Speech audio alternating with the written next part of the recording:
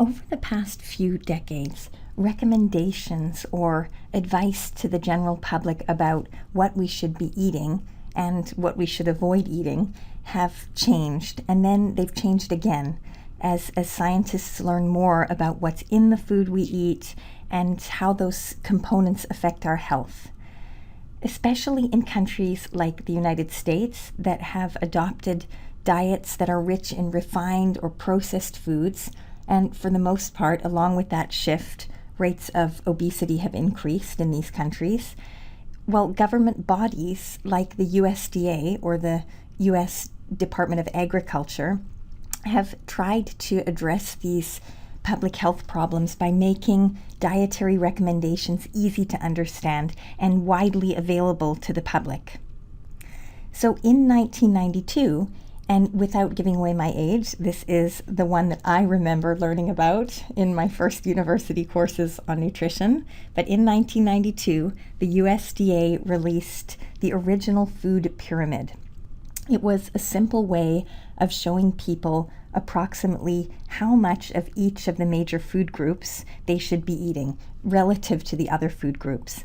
So breads and cereals in those days were considered to be sort of the foundation of our diets. In many parts of the world, they still are. But because in the US we've kind of gone a bit overboard on our consumption of carbohydrates, especially heavily processed carbohydrates, our recommendations have changed over the years, and you'll see how.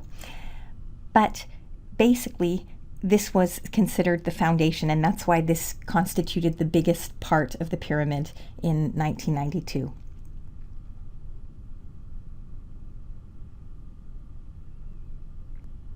The next layer was divided into fruits and vegetables, and it was recommended that we eat 3 to 5 servings of vegetables and 2 to 4 servings of fruit every day.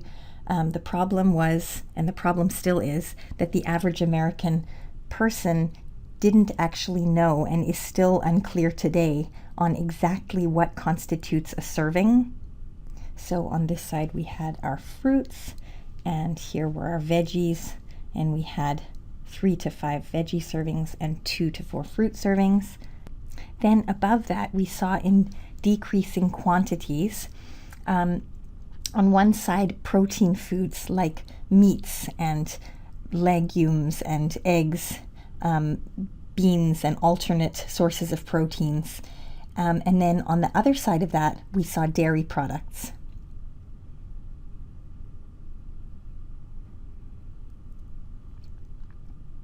At the very top, there was this tiny triangle for fats and sweets, and that was meant to suggest to the public that they should eat their cupcakes and drink their soda in moderation. Okay, then in 2005, the USDA's My Pyramid was released, and I'm intentionally not putting a space between the words my and pyramid because that's the way it was meant to be written. And it had nice bright colors and pictures often of the corresponding foods in the groups below the picture, but sometimes the triangle was just left with colors and the words of those groups. So here they are. There were the grains, vegetables, fruit, milk, and meat and meat alternates or protein foods. And then there was this tiny strip with a picture of a bottle of cooking oil. And again, that was visually kind of suggesting that we limit these sorts of foods in our diet. But by 2005, obesity rates were rising in the US, so the USDA added a flight of stairs and an active person going up those stairs. This was supposed to remind us that even small additions of physical activity, like taking the stairs, for example, could add up to health benefits. Now, unfortunately, in reality, when overall caloric intake is far too high because of too many processed foods that contain much too much fat and sugar, then it's difficult to completely counteract that with physical activity alone. But it was a good way to introduce the idea that physical activity was an important part of living a healthy life, and that if one balanced that with a moderate consumption of food, that in the end you would end up with a healthy balance. Then enter First Lady Michelle Obama, who made it a national priority to address childhood obesity, thank goodness. And in 2011, we got the USDA's My Plate. It was a simple visual representation of a single meal, which was nice in many ways because it suggested that we actually sit down again and eat off of plates instead of consuming our meals at the bus stop or somewhere else on the run.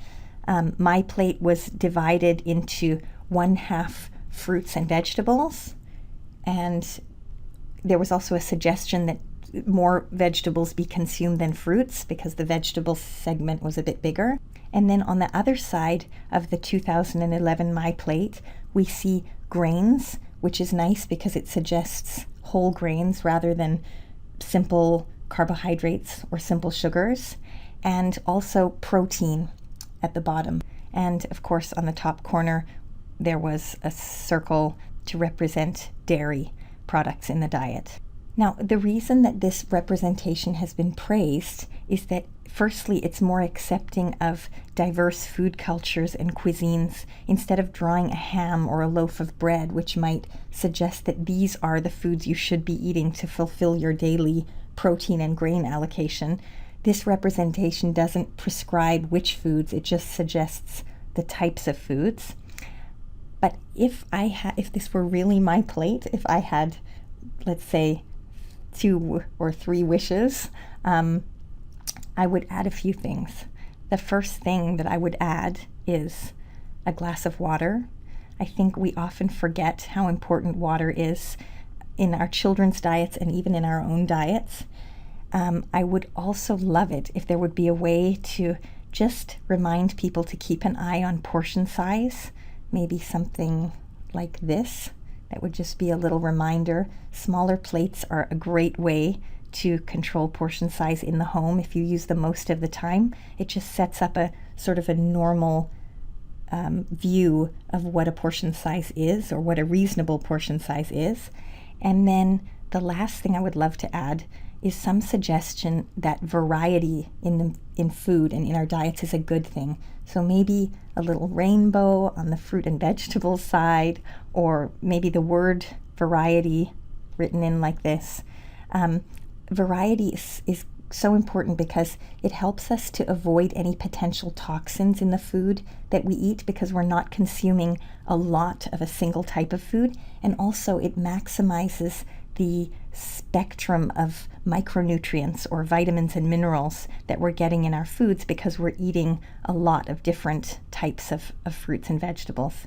But in general, I think a diagram like My Plate is an effective way to communicate a lot of information to a large number of people across a spectrum of ages and educational backgrounds.